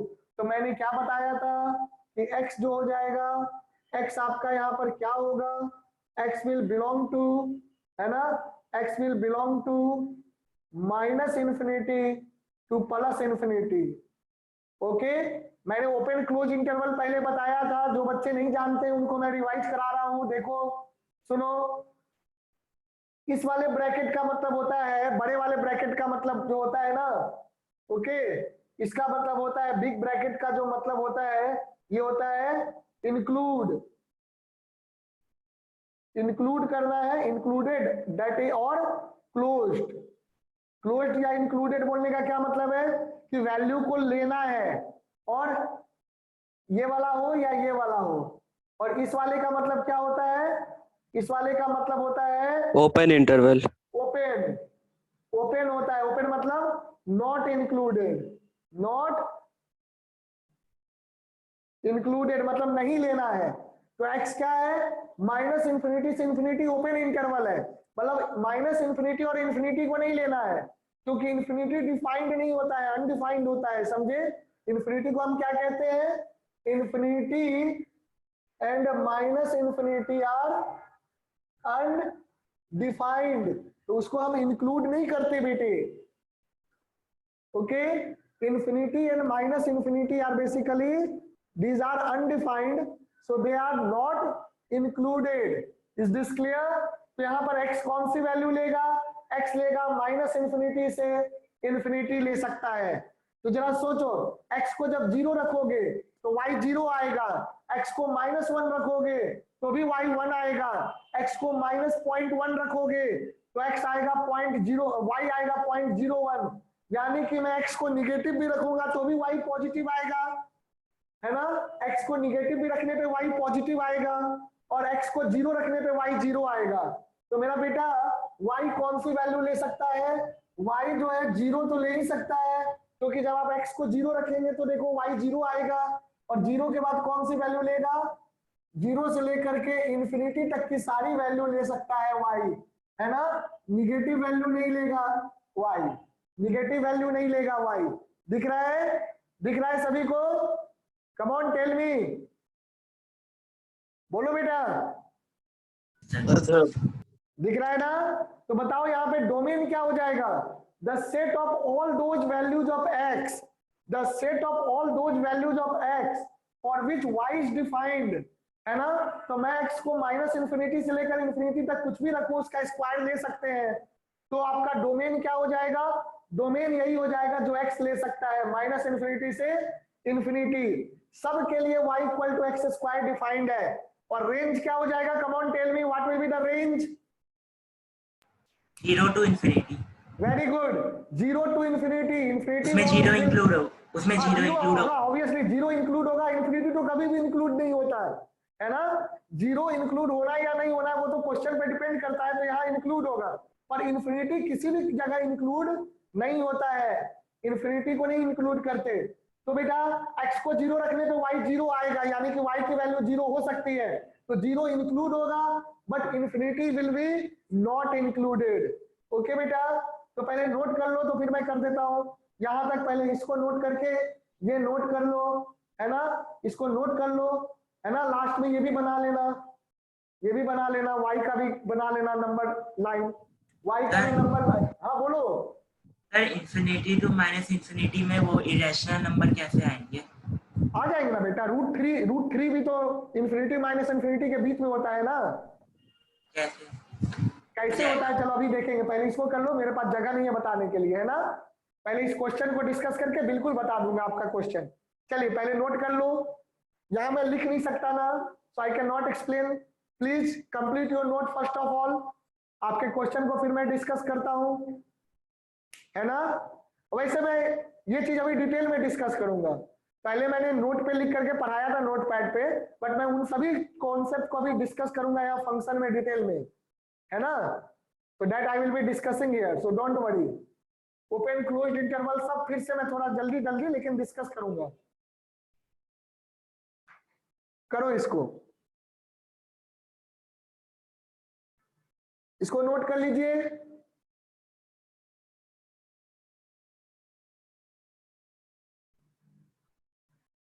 आप लोगों ने जो है ना ज्योमेट्री में 9-10 क्लास के समय में ज्योमेट्री में √2 √3 इन सबको नंबर लाइन पर रिप्रेजेंट करना पढ़ा है, बोलो। Yes, sir. Yes, sir. पढ़ा है सुजल, आपने पढ़ा है। यस सर, हाँ लेकिन अब याद वही लेकिन वो याद मैं आपको रेफरेंस दूंगा, करते हो ना रिप्रेजेंट, √3 भी रिप्रेजेंट होता है ना बेटा, तो वो चीज हम लोग अभी देखेंगे, आप समझ 2.7 जाएंगे। अगर आपके दिमाग में वो आ रहा है तो आपको समझ में भी आ गया होगा कैसे माइनस इन्फिनिटी के इन्फिनिटी के बीच में आ जाएगा irrational. Even irrational Yes, sir. Number can be represented on number line. Okay बेटे, चलिए इसको मैं बताता हूं, और ज्योमेट्री में क्या आपने पढ़ा था वो भी मैं आपको दिखाऊंगा, है ना। बहुत इंटरेस्टिंग टॉपिक है बेटा, है ना, बड़ा मजेदार टॉपिक है फंक्शन। ओके, आप कहोगे सर पूरी फंक्शन अभी पढ़ा दो, लेकिन मैं नहीं पढ़ाऊंगा क्योंकि मुझे आगे सिलेबस भी बढ़ाना है। ओके, तो मैं पूरे फंक्शन को नहीं एक बार में पढ़ाऊंगा, वो बाद में पढ़ाएंगे, क्योंकि पूरा फंक्शन पढ़ने के लिए सेट और रिलेशन आना चाहिए। सर एक बार रेंज समझाइए तो रेंज। अरे बिल्कुल समझाएंगे, पहले नोट कर लो आप लोग, उसके बाद बिल्कुल समझाता हूं, है ना।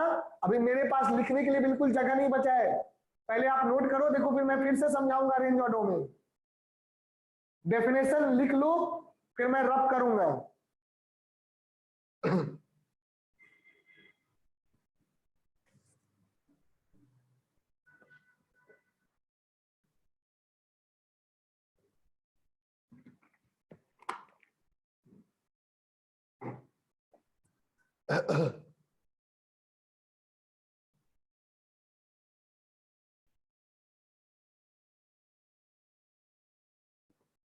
हो गया बेटे, नोटेड डाउन।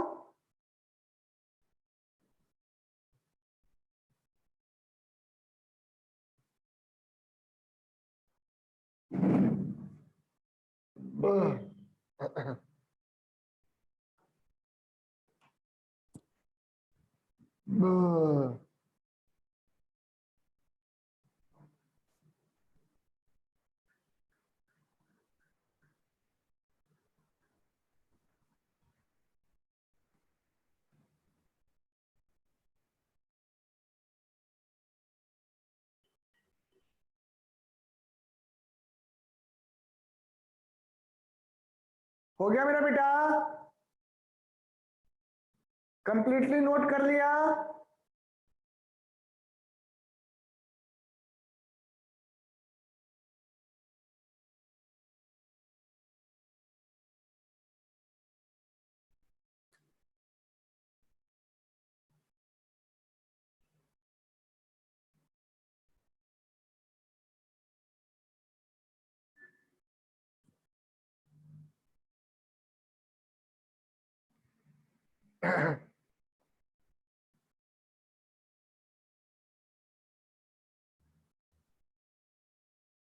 आगे बढ़े, बताइए। सर हो गया नोट। ओके, किसी का बच तो नहीं रहा। I am going to rub this now.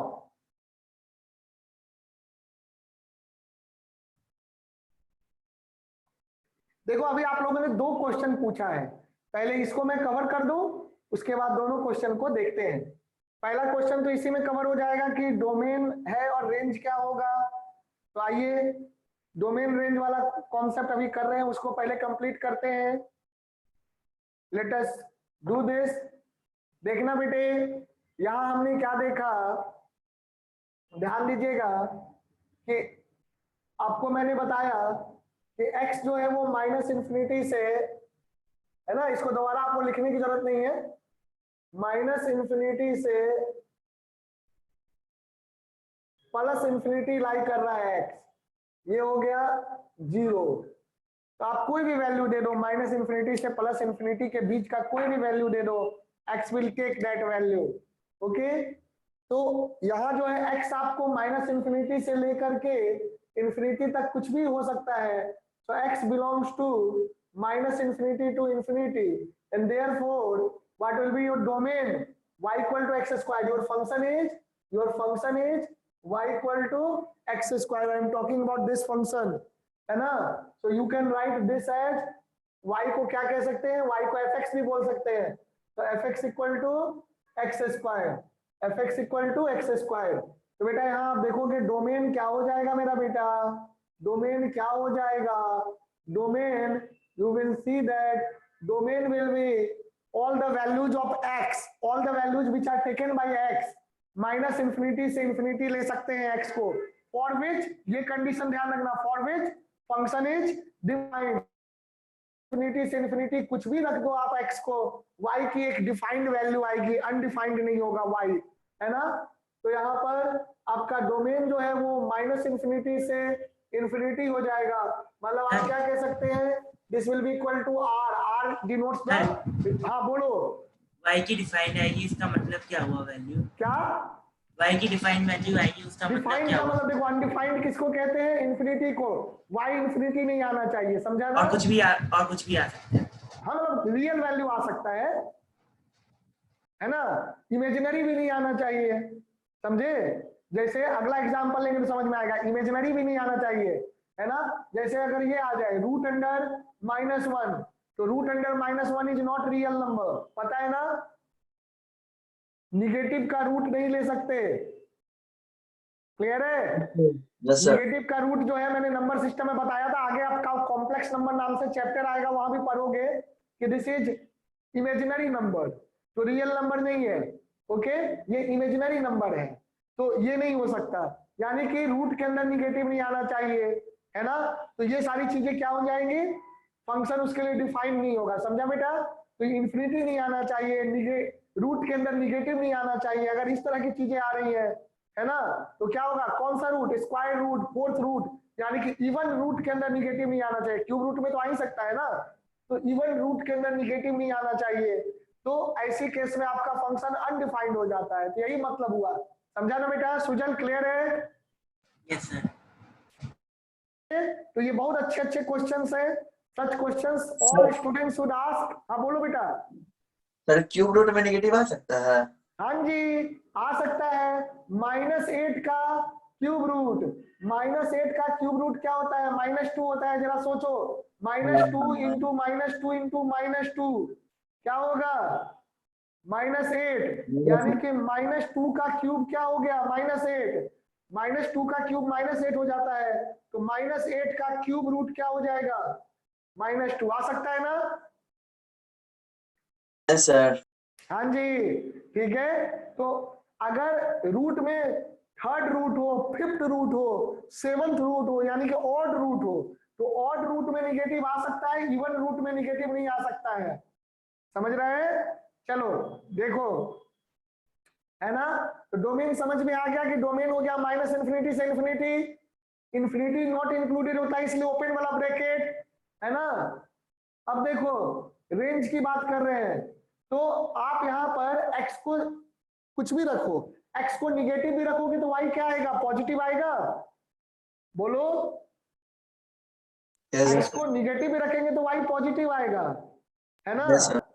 और अगर हम x को 0 रखेंगे तो y 0 आएगा, so y can take all the real values of all the positive and 0 real values, यानी कि नॉन निगेटिव, नॉन निगेटिव मतलब निगेटिव नहीं होना चाहिए, तो निगेटिव नहीं होगा तो कौन होगा, निगेटिव नहीं होगा तो पॉजिटिव या 0 हो सकता है, तो y can take all the positive and the 0 value of x, sorry all the 0 value of the real value, तो यहाँ पर क्या होगा, y आपका निगेटिव तो नहीं होगा, निगेटिव नहीं होगा तो डॉटेड कर देते हैं निगेटिव को, नहीं भी दिखाएंगे तो भी चलेगा, और उसके बाद 0 होगा, 0 होगा, और 0 के बाद इंफिनिटी तक पूरा होगा, सब कुछ ले सकता है y, है ना, 0 से इंफिनिटी, माइनस इंफिनिटी से 0 वाला पार्ट y में नहीं होगा, है ना, और 0 से इंफिनिटी वाला पार्ट y में होगा, तो y बिलोंग्स टू क्या हो जाएगा मेरा बेटा,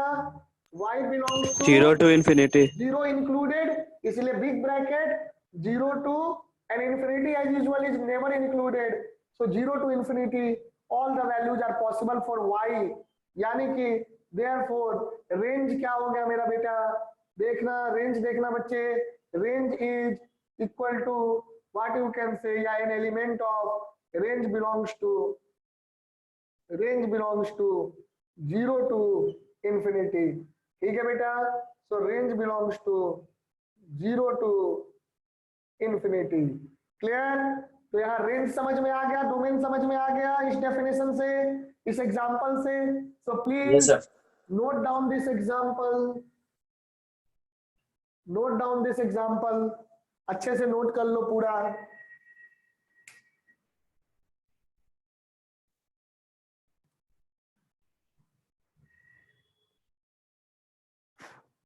Note down this example. Do it.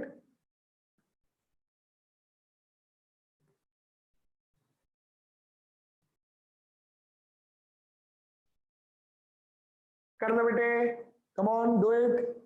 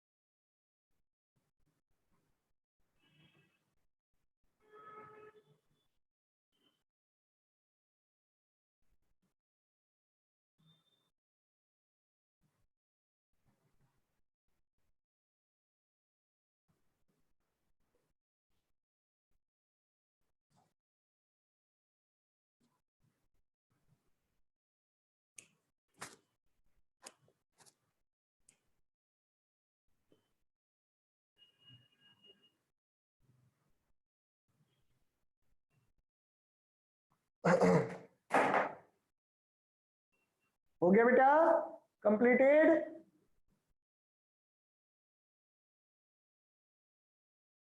ये एग्जाम्पल सबको क्लियर है? अर्पित आप समझ गए बेटा? बोलो, come on tell me Arpit. Yes, sir. So example and the definition of domain in range is clear? Yes, sir. चलिए अच्छी बात है। और बताओ सभी को क्लियर है बेटे? Dev, Piyush, Sujal, Sonu? Yes, sir. Okay yes sir. Okay, that's very good. चलिए इसको नोट करिए, अभी और एग्जांपल लेंगे, जैसे जैसे एग्जांपल लेंगे और क्लियर होता जाएगा।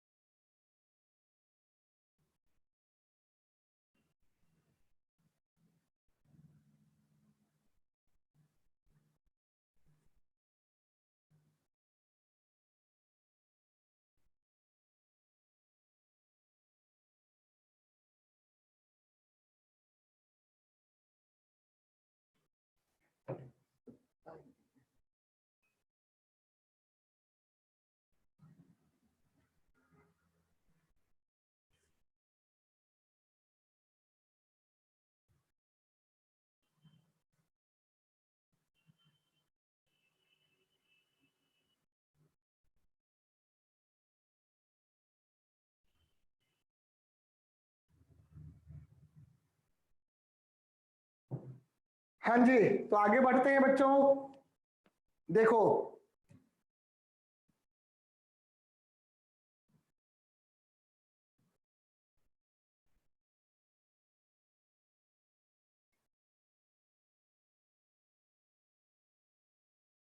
अब मैं एक एग्जांपल ले रहा हूं, ध्यान दीजिएगा।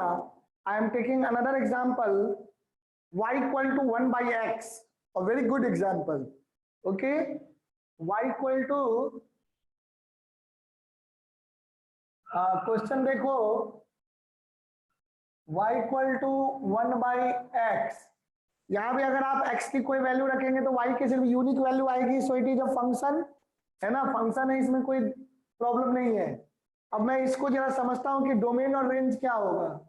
तो देखो, जैसे अगर मैं x को 0 रखूंगा तो क्या डिफाइन होगा? क्या x इक्वल टू 0 रखने पे y डिफाइन होगा? नहीं सर। नहीं सर, अनडिफाइंड हो जाएगा। हाँ बेटा, ठीक बोला, बहुत अच्छी बात, अनडिफाइंड हो जाएगा। लेकिन अगर मैं 0 के अलावा कुछ भी रखूं तो डिफाइन होगा ना? Yes, sir. 0 के अलावा आप कुछ भी रखो, निगेटिव पॉजिटिव जो रखो, डिफाइन होगा। Here y is undefined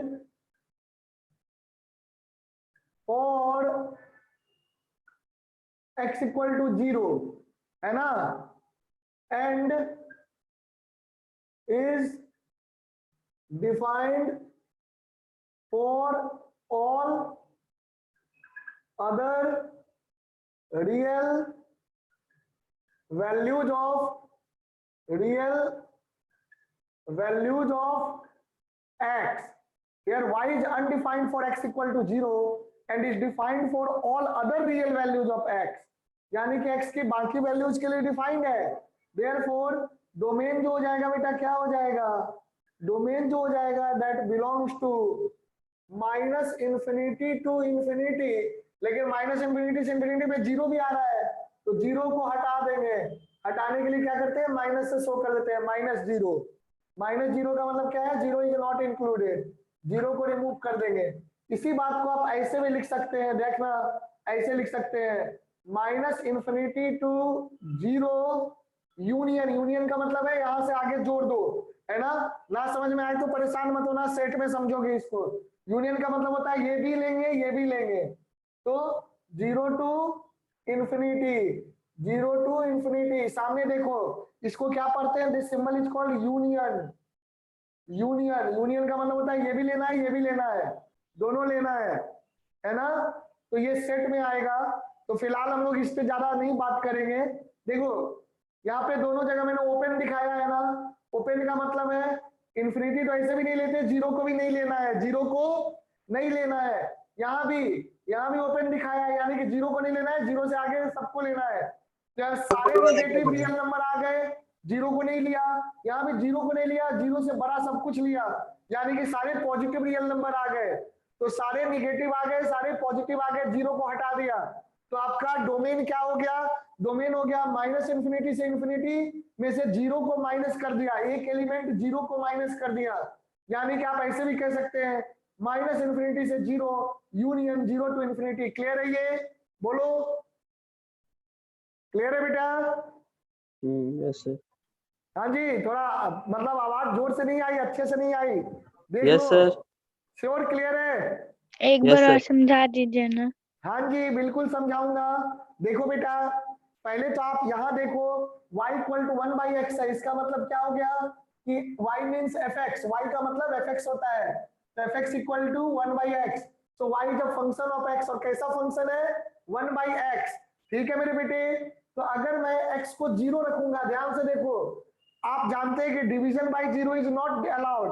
why not allowed, because you will gate undefined value when you divide by the zero. When you divide by the zero you will get undefined value, है ना मेरा बेटा. तो यहाँ जब आप zero से divide करोगे, जब आप x को जीरो रखोगे तो क्या होगा, x को जीरो रखते ही अनडिफाइंड हो जाएगा y. क्योंकि y अनडिफाइंड हो जाएगा तो आप क्या करेंगे, आप x को जीरो नहीं रख सकते हैं.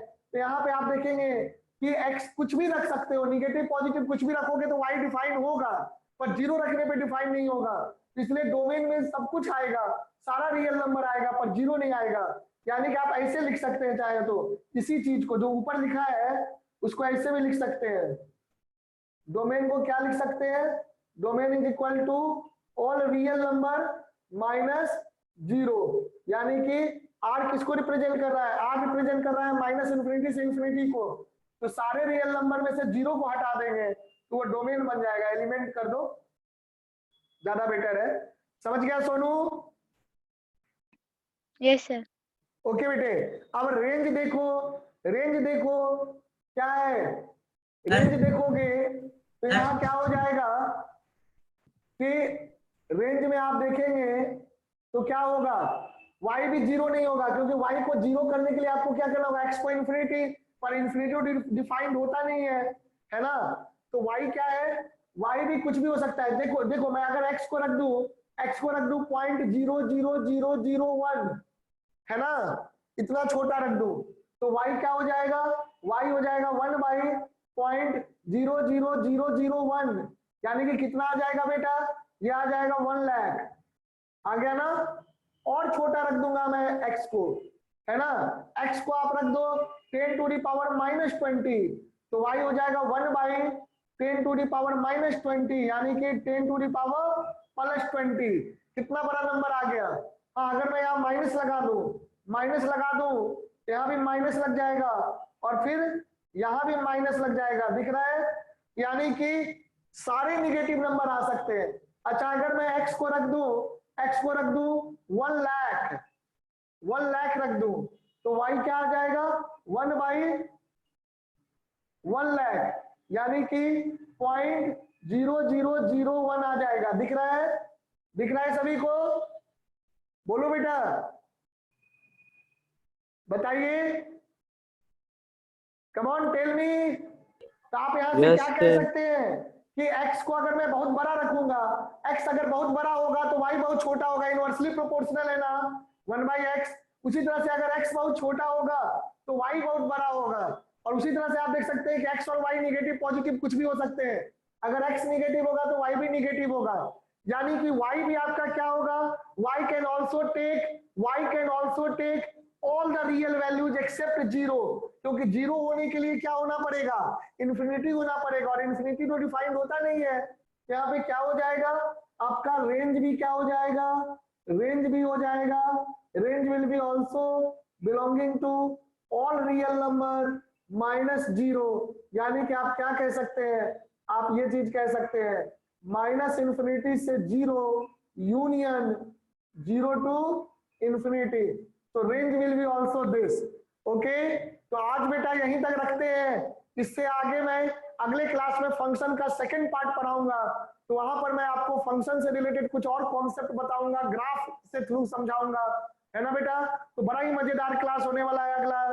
तो आप लोग जो है यहाँ तक रिवाइज कर लेना, and I will definitely upload the video of today's lecture on the YouTube so that you can revise from there also. Okay बेटे, तो क्लास यहीं पे एंड करें। You just complete your note. I am not going to shut the camera. You please complete the note first of all. Okay? 11 बजे याद रखिए, 11 बजे हम फिजिक्स की क्लास को शुरू करेंगे, एडिशन ऑफ वेक्टर पे आगे बढ़ेंगे, है ना। So that will be also very interesting and important class. So don't miss and be on time. 2 minute पहले ही आ जाना, ठीक है बेटे। समझ में आ गया यहां तक? कोई क्वेश्चन पूछना चाहोगे, देख लो। Come on, tell me. हाँ बोलो। सर वो पूछना था वही, क्या इन्फिनिटी को कैसे रैशनल नंबर इरेशनल आएगा? अच्छा, ये नोट कर लो, फिर मैं बता देता हूँ। इन्फिनिटी इरेशनल नहीं है, इन्फिनिटी तो कुछ है ही नहीं। आप क्या पूछ रहे हैं, एक बार सवाल रिपीट करो बेटा। क्या वो इन्फिनिटी -इन्फिनिटी से इन्फिनिटी में इरेशनल नंबर कैसे आएगा? अच्छा ठीक है, हाँ तो मैंने जो समझा था वही है। इसको नोट कर लो, फिर वो बता देते हैं। ओके, इसको जल्दी से नोट करो, फिर मैं बताता हूं। कम ऑन, नोट इट, इसको नोट कर लीजिए।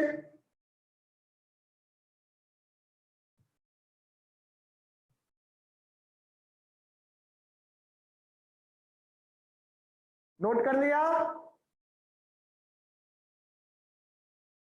नोट कर Yes, लिया sir. है?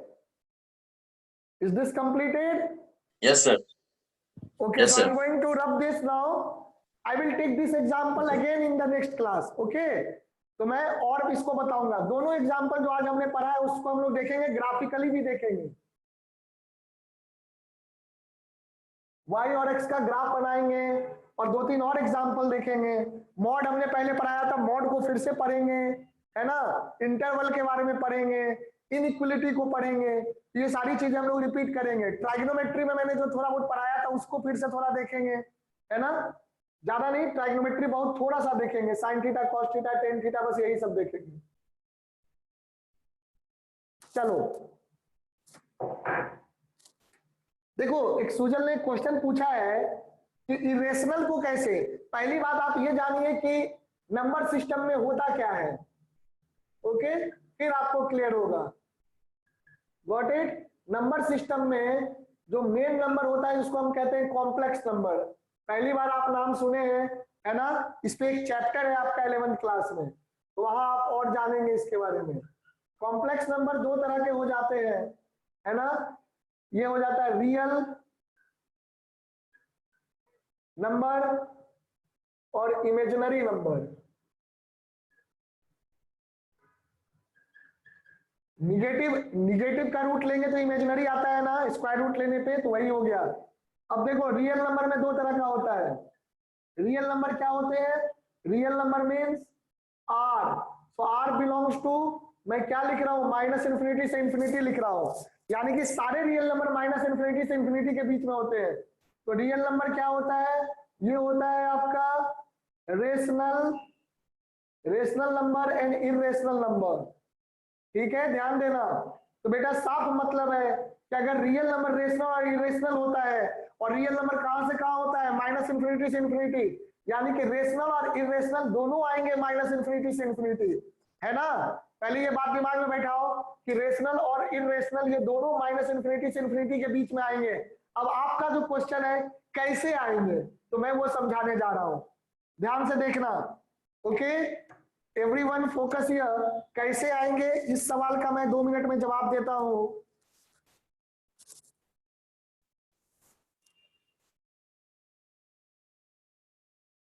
उससे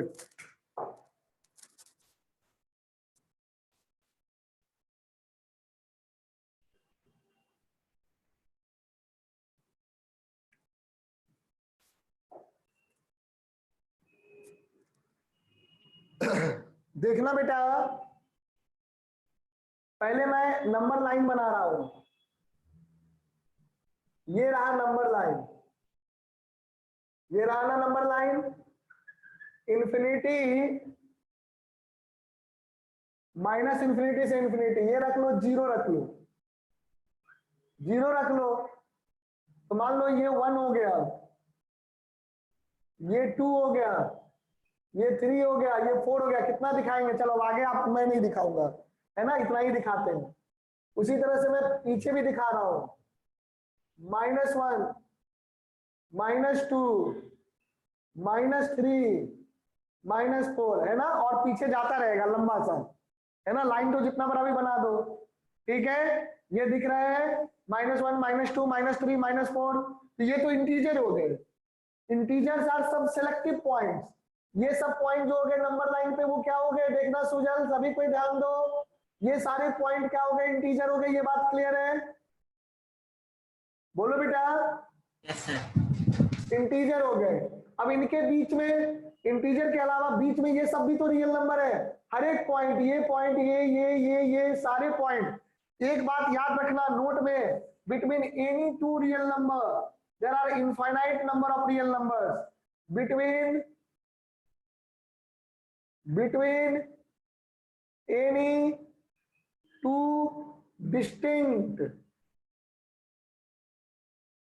distinct real numbers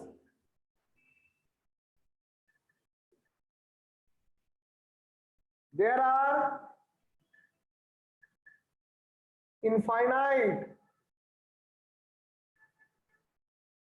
real numbers, है ना।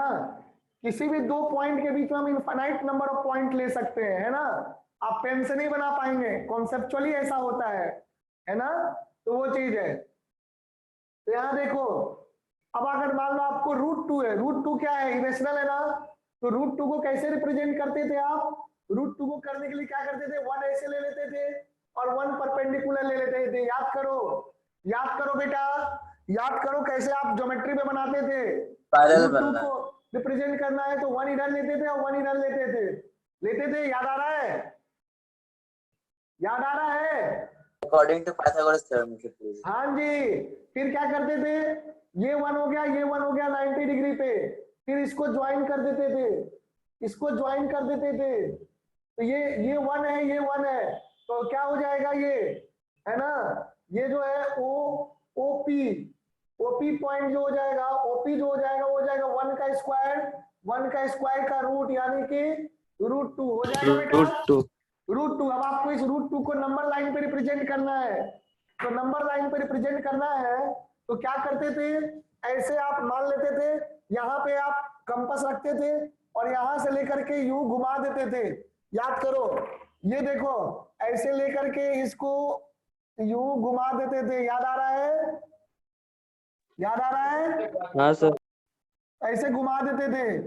तो जब आप इसको ऐसे घुमाते थे तो यहाँ पर आकर कहीं ये इंटरसेक्ट करता था, ये सर्कल बन गया ना, तो सर्कल बन रहा है, तो जितना बड़ा ये है, ये कितना बड़ा है, √2 हो गया। तो ये इतना बड़ा लाइन, ध्यान से देखना, यहां से लेकर के ये वाला पार्ट कितना लंबा होगा, ये √2 होगा। √2 कैसा नंबर है बेटा, इर्रेशनल नंबर है। तो देखो 1 और 2 के बीच में आ रहा है, 1.5 भी थोड़ा आगे होगा। √2 की वैल्यू कितनी आती है रफली, ये एग्जैक्ट वैल्यू नहीं है, रफ वैल्यू है 1.4141, आगे चलता जाएगा, समझ रहे हो। तो देख लो 1.5 से थोड़ा पीछे होगा, समझ रहे हो, बोलो सुजल। यस सर, दिखा बेटा, यस सर, समझ गया। समझ गया ना। तो यहाँ पे जो पॉइंट है, ओरिजिन से लेकर इतना बड़ा दूरी क्या हो गया, √2 हो गया। वही अगर मैं सर्कल को पीछे ले जाऊं ऐसे करके, तो यहाँ क्या आ जाएगा, ये आ जाएगा -√2। याद करो सर्कल है ना, तो पीछे भी तो √2 जाएंगे, अब पीछे क्यों √2 जाएंगे, तो ये वाला पॉइंट क्या हो जाएगा, -√2। तो दिख रहा है, इस तरह से आप किसी भी इरेशनल नंबर को रिप्रेजेंट कर सकते हैं, समझ गया, क्लियर है। So how you can represent an irrational number on the real number line, got this point. तो वो भी देख लो, -∞ के इंफिनिटी के बीच में ही आ रहा है √2 -√2, √3 लोगे तो 1.73 आ जाएगा, उसके आसपास आ जाएगा, है ना बेटा। चलो तो आप नोट कर लो, मैं यहीं पे इसको ओवर कर रहा हूं। वी विल मीट एट कितने पे मिलेंगे, ओके, एट 11 o'clock, ठीक है। 11 o'clock पे फिर से मैं क्लास फिजिक्स का शुरू करूंगा। Till then